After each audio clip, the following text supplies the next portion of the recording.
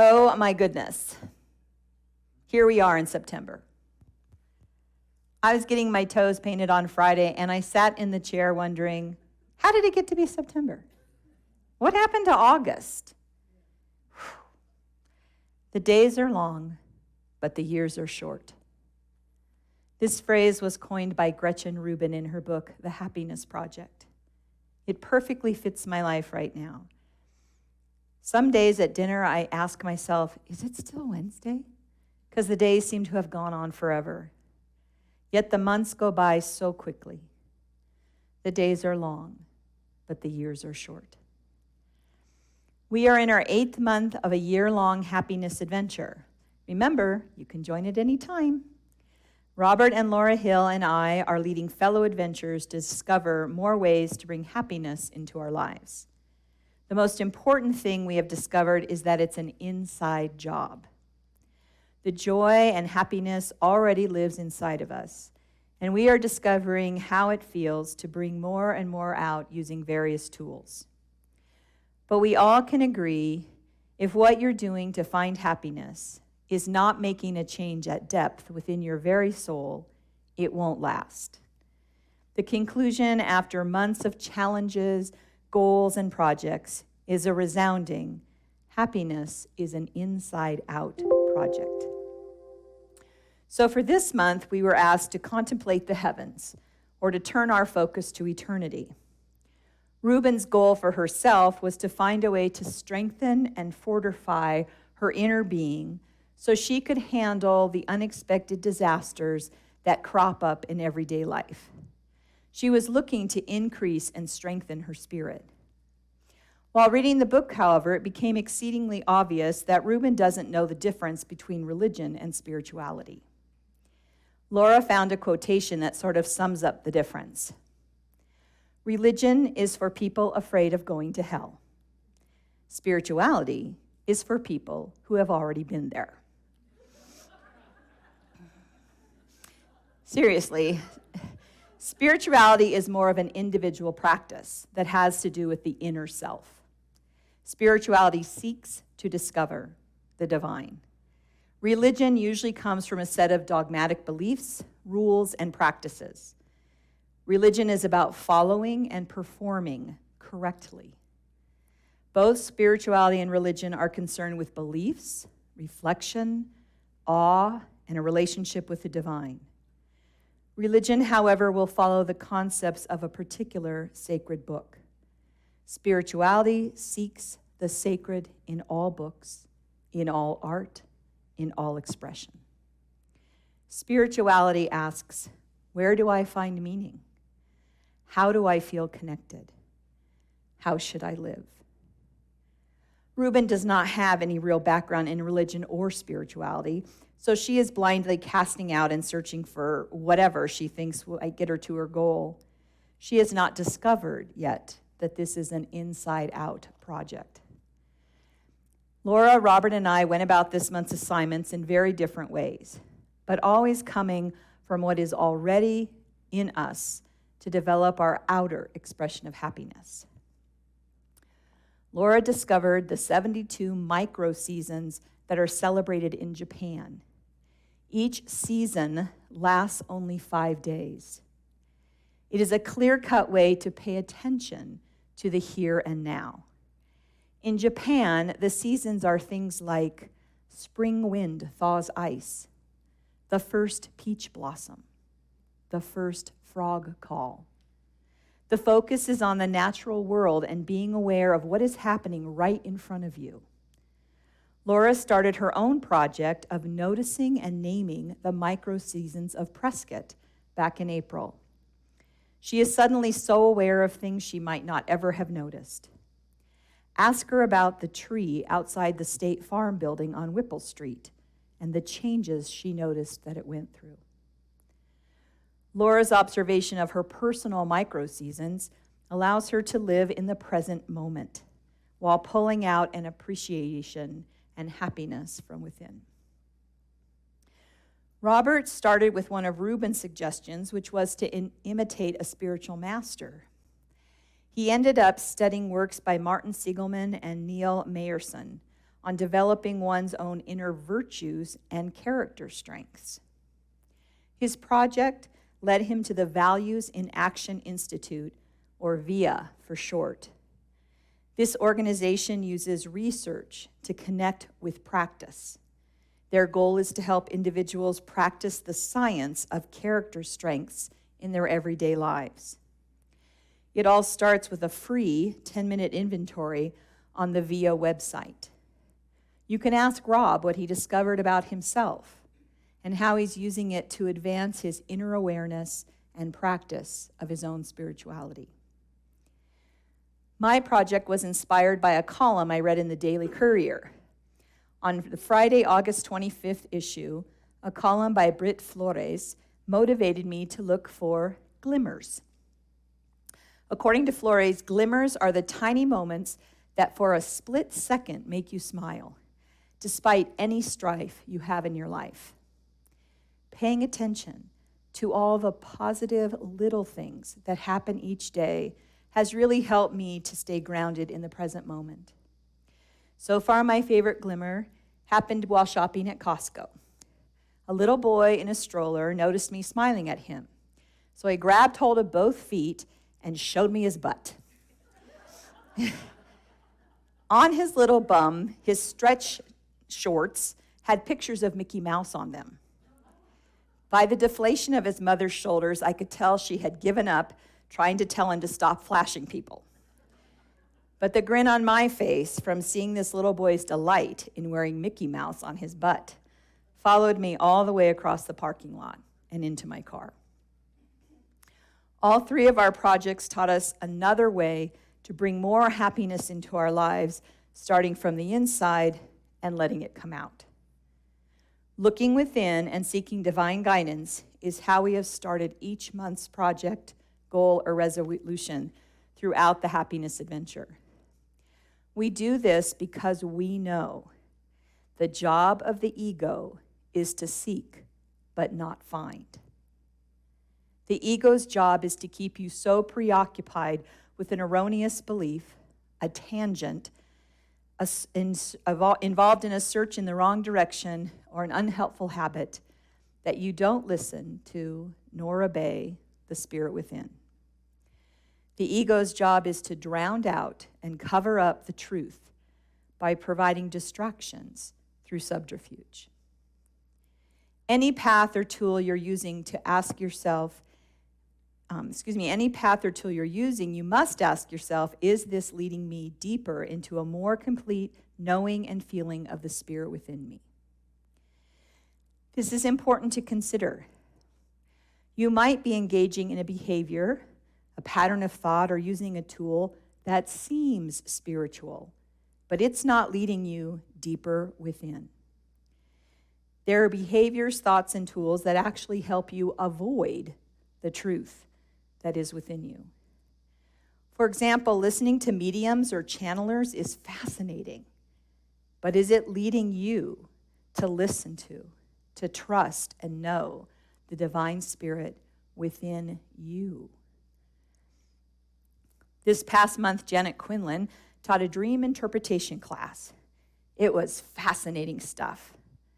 In the dream interpretation class, we learned about all kinds of dreams, including past life dreams. During the break, folks started talking about their past lives, and one person looked at me and asked if I believed in past lives, and I said, I don't really know one way or the other, but the truth is that's not my focus, and I don't want to spend my energy on it. I don't want to get distracted from the here and now. But let me back up in case you're new to this philosophy. In New Thought, we teach there is a divine. Higher power, creative one, great spirit, divine mind, mother, father, God, the force, whatever you call it. It's all that there is. And we as spirit are one with this divine.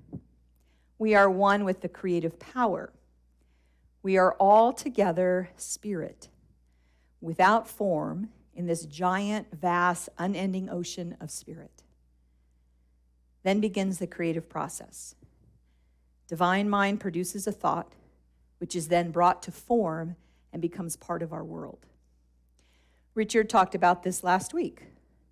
First, there is divine spark of an idea. We bring that idea forth, we envision it, and we feel it, and we bring it into our world as form, or what we often call manifestation. So before any one of us became form, that is, got our body, we were in the giant, vast, unending ocean of spirit, as and with divine. Some folks believe that in that pre-form stage, you picked your parents, your issues, your purpose of being, and then became a baby in a family. To all of that, I say, maybe, if it makes you feel better, I guess. I'm not sure about all that, but I am sure that you are here now in this life to create, to bring to form, to make manifest all the divine impulses within your being. This life is what matters. On the other hand, when an earthly body dies, it is often called making the transition.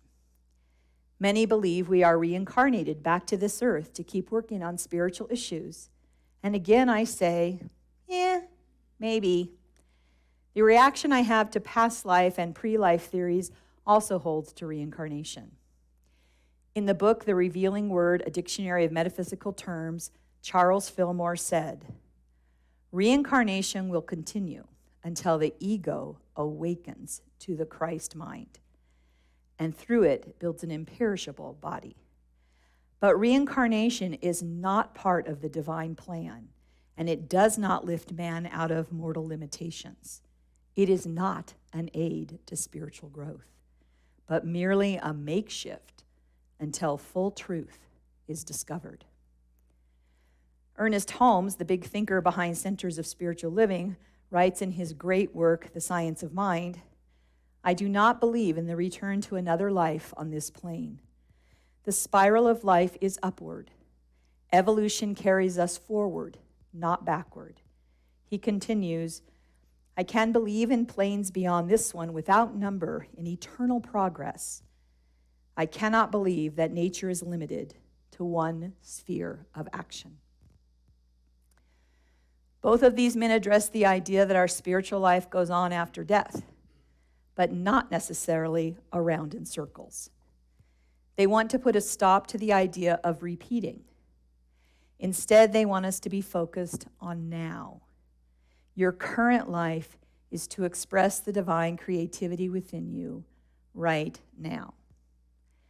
Sometimes when I hear folks talk about reincarnation, I can feel some sort of letting oneself off the hook. They don't have to find the truth within this time around because they can always come back again and again and again until they get it right. They don't have to dig deep to make changes or do the hard work of letting go of false beliefs and habits that no longer serve them. They got plenty of time to do it in the next life. Other times in reincarnation talk, what I really hear is fear of the unknown and a lack of trust in what comes next. But let me blow your mind with a completely different theory. When I first started taking New Thought classes, it was through a Science of Mind church, now called Centers for Spiritual Living. Please remember that all of us were little newbies in this class. Most of the concepts were new to us, and we were trying to understand and shift from being part of a religion to awakening to our own spirituality. We had a homework assignment to use what we had learned so far to explain transition and afterlife. My friend Rosie came into the next class beyond excited. I know what will happen when I'm done here, Rosie said. You know how in this life we're spiritual beings having a human experience? Well, think about all the planets, in all the galaxies, and all the different life forms out there in this vast universe. Let's say that there's a planet called Venusia. After my transition, next time around, I could be a spiritual being having a Venusian experience. It will be so great to be an alien. We were all shocked. We stared at Rosie with our mouths hanging open. And into that shocked silence of the class, our wonderful minister said, why not? Why not? It's as good a theory as any. More importantly, what Rosie showed us is that she believed in an unlimited God. Most of us get in trouble by our own limited thinking or by our calcified thinking that we and what we believe is all there is. What you know and believe right down to your toes about a past life or about your pre-life journey to this life is really completely unimportant. What matters is living right here and right now. Unless you're using your pre-life, past life knowledge to create your best life and your oneness with divine life right here today, it does not matter. Both Charles Fillmore and Ernest Holmes cautioned believers against getting caught up in the past. They both acknowledge past lives and reincarnation are possible, but it is this life that matters. Charles Fillmore went as far to say, "What you think today may not be the measure of your thoughts tomorrow." I always liked the way Reverend Terrence Paget paraphrased Fillmore's quotation as, "The point of new thought is to have one." You can always change your mind or add in a new understanding as it is revealed to you. That's why I can say, I don't get so bothered about spiritual concepts that I either don't understand or I don't have any experience with. I can always learn something new. I can always follow divine direction on a new path. It's easy to get stuck in a thought or pattern you have decided is spiritual. But is it the truth? Are the tools you're using advancing your oneness with God? Tarot cards, gemstones, chakra clearing, chanting, singing bowls, channeling weekends, and special seminars, they can all work toward deepening your spirituality. But are they? Do you know the divine more completely through using these tools? Or is your ego leading you off into a variety of distractions? One tool I hear people using that may be a way to avoid their own issues and dodge taking responsibility for what needs to change in your life is the concept of karma. I want us to consider the spiritual concept of karma. Funny thing about karma, when we talk about it, we usually are hoping karma is something that will happen to someone else. In particular, karma is thought of as the cosmic justice system. Usually when I hear people talk about karma, they are speaking of someone else getting a cosmic punishment. Oh, you know, girlfriend, all that bad juju coming her way, that is just karma. I've even heard people say, I don't need to judge him. His karma will come around at some point. No one ever says, I really hope that all the mistakes I've made and all the ways I've been unloving and unkind come back to bite me in the butt. I really hope in karma I get my just deserves. No. And why is karma only used in the negative? How about, my goodness, she is so loving and kind and caring to everyone around her. It is no wonder karma brought such a loving and kind partner into her life. You don't hear that. Karma is usually viewed negatively as a just punishment a person deserved for his or her poor behavior. Unkindness, gossip, creating dissension or disharmony, all those behaviors will receive the cosmic justice of karma. And if not in this life, then in the next. Whenever I hear someone throw around karma, I'm immediately reminded of a hamster wheel. You've seen them, the little metal wheel that only goes around and around in a circle. The little hamster gets on and runs and runs and runs and gets nowhere. I especially get this visual in my head when folks say, and if not this life, then in the next. Jesus actually wanted folks to stop the karma wheel.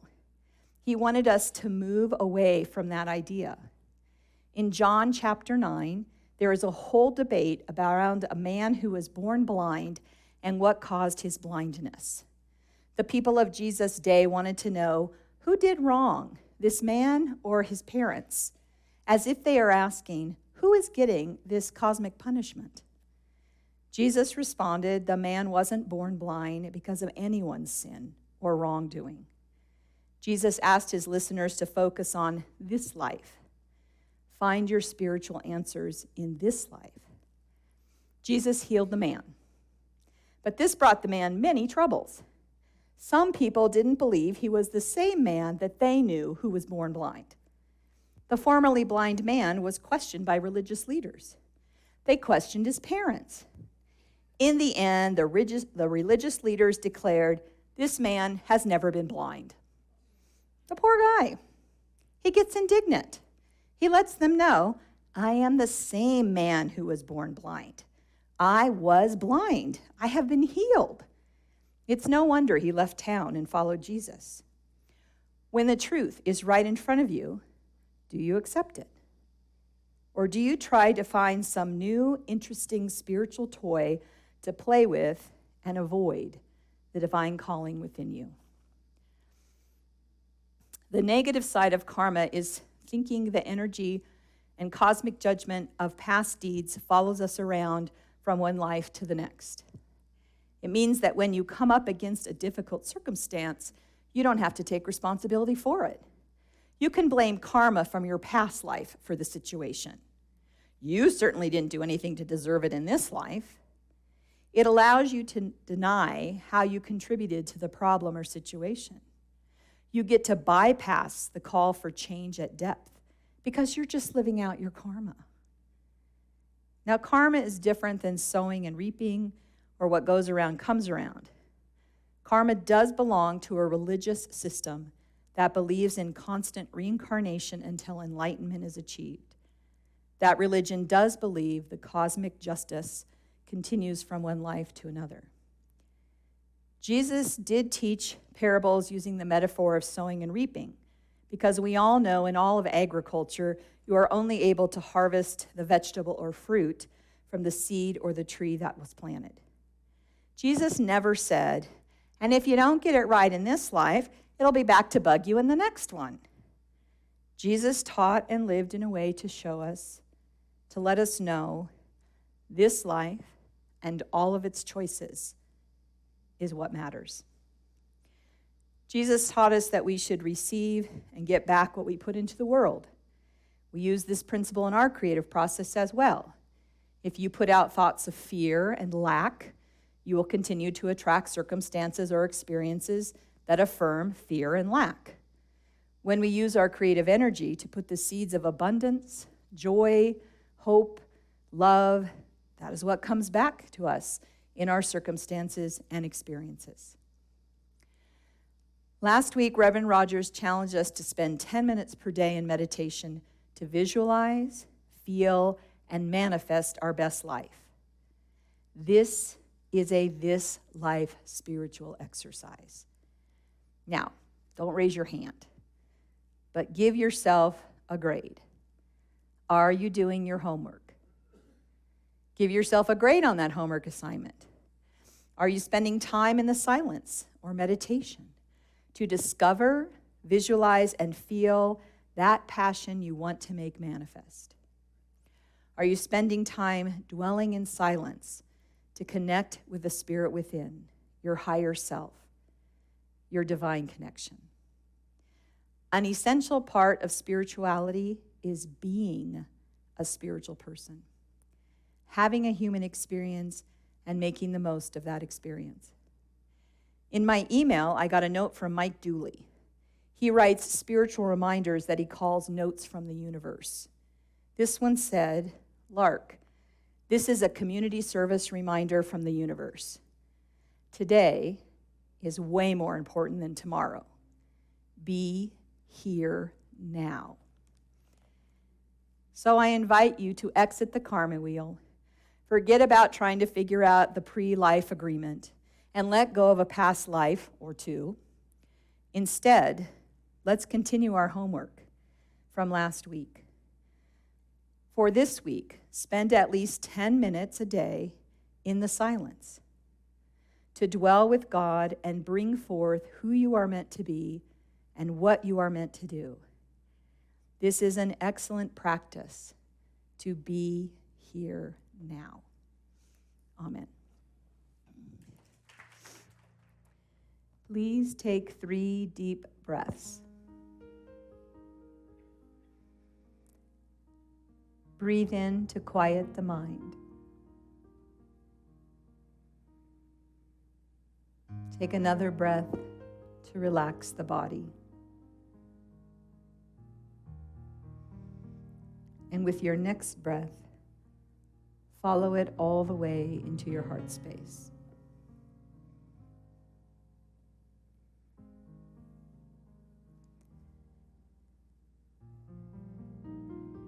We breathe in the breath of God that makes all life holy. For this moment, feel that you are one with the divine. Know and feel that we are one with the Creator of all that is, the source of all that will be.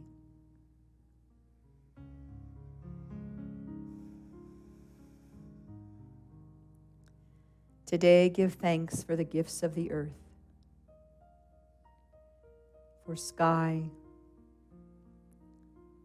for rain,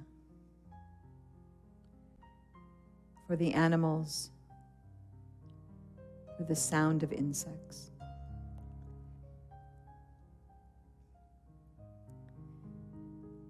Give thanks and recognize the turning season.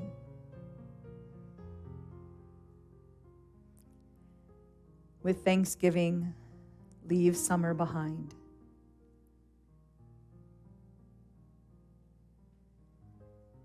Turn your attention to the coming fall and give thanks for crisp morning air, for chilly evenings, for colorful leaves, for a chance to go within.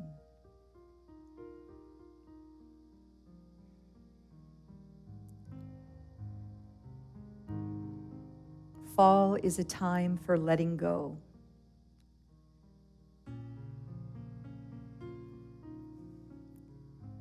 Divine Spirit, show me what I need to let go. Divine Spirit, show you what you need to let go.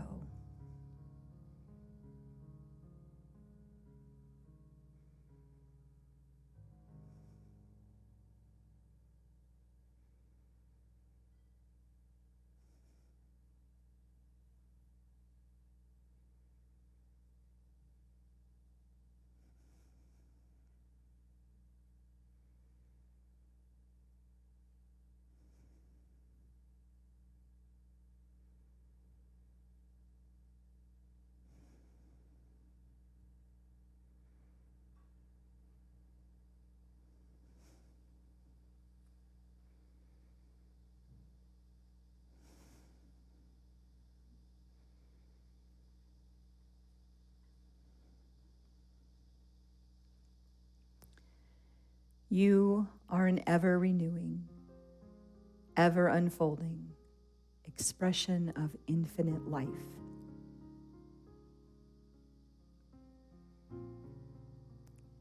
Awaken and behold, autumn arrives. And so it is. Amen.